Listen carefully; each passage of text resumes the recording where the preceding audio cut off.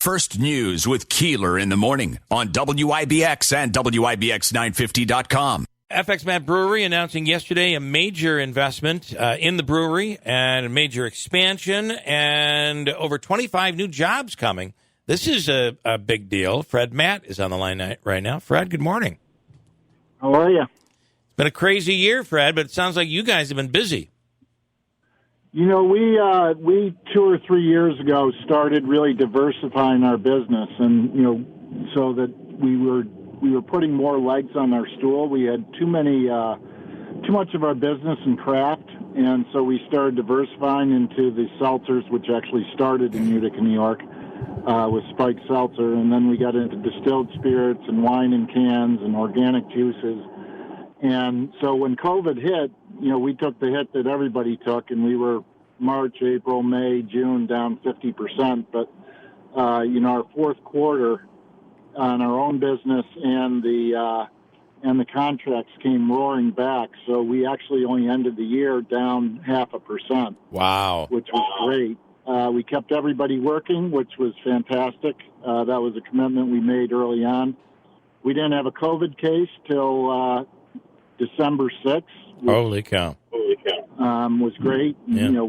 Unfortunately, we got a little careless when we had it. But, this is great news. We're going to add 25 jobs. We need them now.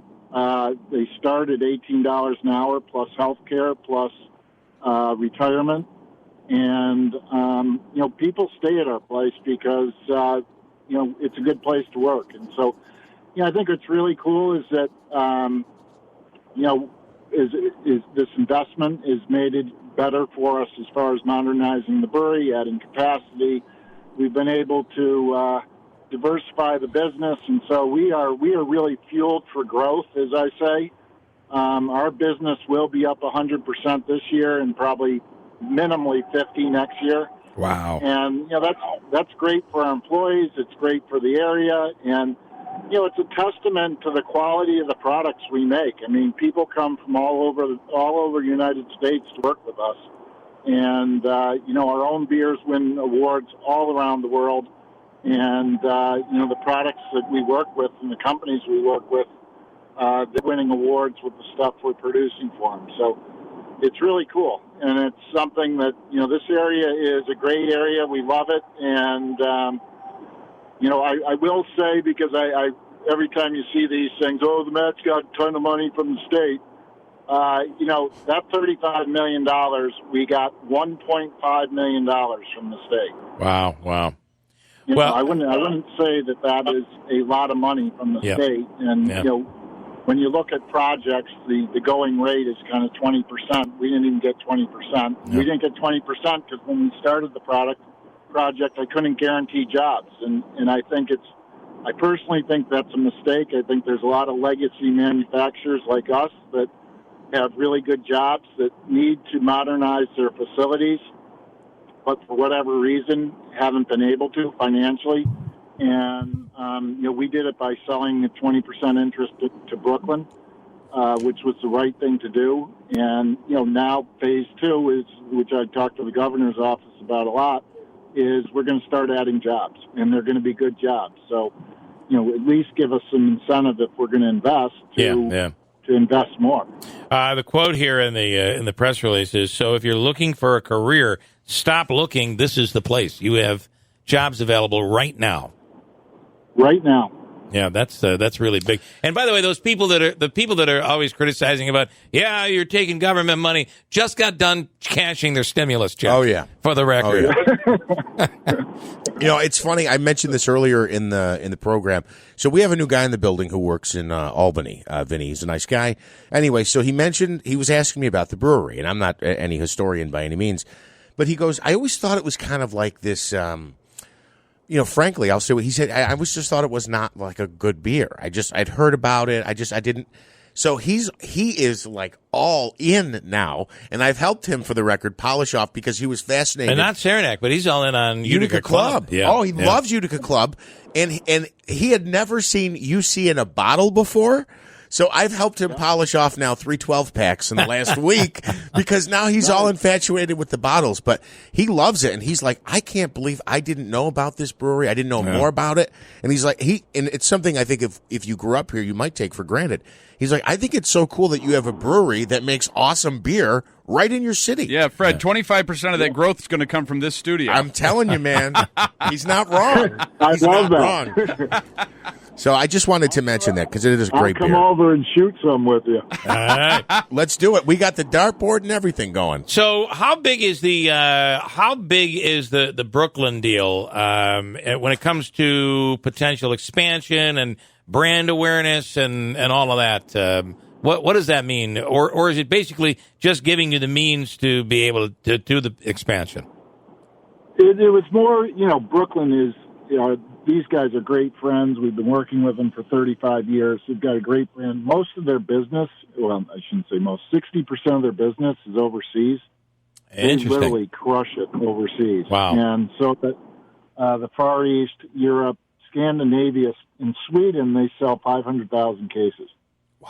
Wow. So, we were making all that beer, and, they now have done a deal with Carlsberg, and so that they basically do the marketing and sales, but Carlsberg took all the production we had and took it overseas. So, and that was a fair amount of volume. Yeah. I mean, at one point it was, that would have been 20% of our volume at one point. So what I'd say is it's a partnership, one, in helping finance the modernization and capacity the addition, and then now putting another can line in.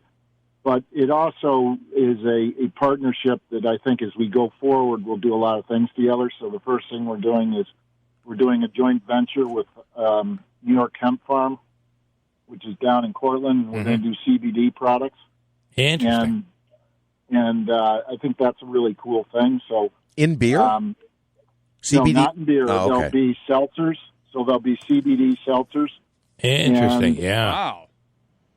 And so that we've been working on this for probably a year and a half because, there's a lot of witch doctors out there. So you say that there's 20 milligrams in a product. Well, when we test it, there's not 20 milligrams. So okay. We're going to, our farmer processor partner is organic certified. We're going to be lab certified on the product. We have all the technology to put the CBD in and make sure it stays in the package.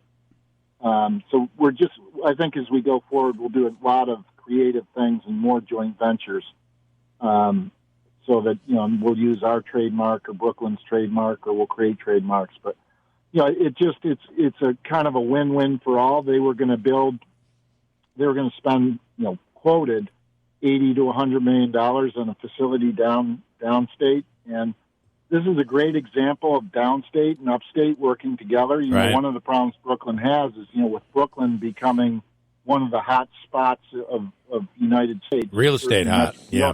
Yep. Yeah, the real estate's out of control. So to manufacture in Metro New York, you can't do it. Right. So you get all these companies that are starting. They incubate in New York City, but then they leave. So Right. where do they leave? There's a chance they go to New Jersey, Connecticut, whatever. Let's get them upstate. Perfect, And, yeah. So our relationship with Brooklyn, which has been upstate and downstate working together for over 35 years, it's just a great story, and it really ought to be a template the state uses to, urge downstate and upstate to work together more often. Can I ask you, just back on the CBD seltzer, that's going to be, there's alcohol in there, or it's just... No. Nope, okay. It's non-alcoholic. Okay, I just wanted to be clear on that. What all our research is showing is that people really don't want that mix, so they don't want, and THC will come, they don't want the alcohol and THC, they really don't want the alcohol and CBD. CBD, if you do it right, will have a effect. And so that, they want that separate. Yep. And it becomes, we're working more in the CBG area, which is more energizing. And so it becomes almost an alcohol replacement. Wow. Go ahead. One more. When you talk about innovation, something I wasn't even aware of, wine in cans. I didn't know you did that. Wine in cans. Can you talk about that? Yeah. So we're doing a product called Oza, which is mimosas in cans, and they're flavored mimosas, and they are. I'm not a big wine lover, but they're delicious. I got to tell you, that solves the biggest problem of all. When your wife wants a mimosa on a Sunday morning, and you open up a bottle of champagne, you pour a little bit into the glass, and what happens to the rest of the bottle? Well, you got to drink it. Then you're bombed by 10 a.m. I know, twist my arm. No, the bottle goes to waste, and so you buy one of these. That's perfect. And are those out now, or they're coming soon? No, they're out. They're out. Wow. They're in. I know they're in Wegmans. I don't know if they're local. We probably could put them in the gift shop. I'll talk to Ryan and we'll put them in the gift shop. Yeah, that's really You're cool. right, Bill. I mean, that's, Sunday morning. Problem solved. Even right when there. it's not football season, even during, baseball or the summer, like how many times do you want to crack a beer and your partner's like, well, I'd like a mimosas. Do you understand when you've done something wrong on Saturday and you go upstairs and bring your wife a mimosa on a Sunday morning? All the problems go away. You have to understand. Better than flowers. This is a miracle product right here. I love how you think, Bill. I can't say I've ever had that idea, though. All right, Fred. Good stuff. Congratulations on this. And by the way, someone's asking, how long before we see Saranac Thursday again? We're looking at that. So I will put it out to the court of public opinion. I have two things, and I've been lately told my first thing is you're crazy. My first thing is that our bar and restaurant partners in this area have been absolutely crushed over the last year. Yeah. We did that $77,000 we raised for Feed Frontline Families and bought gift certificates out of local restaurants, which helped. But, they've had a miserable year. And so, I feel a little bit like if you do Saranac Thursdays, it kind of pulls from, business that they could have. Yeah. And so from let's say thinking if I were them, if I put my hat on and of not wanting to take business from them, I say we really shouldn't do that. Now, what people keep on saying to me is, how many of those people do you think care about what you think? And I said, two wrongs don't make a right. I just, I think it's really important to let our restaurant and bar partners get back on their feet and have a chance to, there's going to be, I think, a real onslaught of people going out, and I think to let them have all that for summer wouldn't be a bad thing. So that's one thing that's driving me. The other is that I just, till CDC says that this is safe to do, I don't think it's the right thing to do. Well, let's say I'm not surprised that you're thoughtful about your restaurant partners out there. So nice job on that. I mean, you gotta, we are very fortunate, and they have unfortunately been on the other side of that, and so if we can help in any way, that's where I'm focused. All right, Fred, congratulations on all of this. Thank you so much for taking the time this morning. Yeah, I'll see you soon. Great catching up. Looking forward to it. Thank you. Fred Matt, that's great news there, right? It's very, very cool. Wow.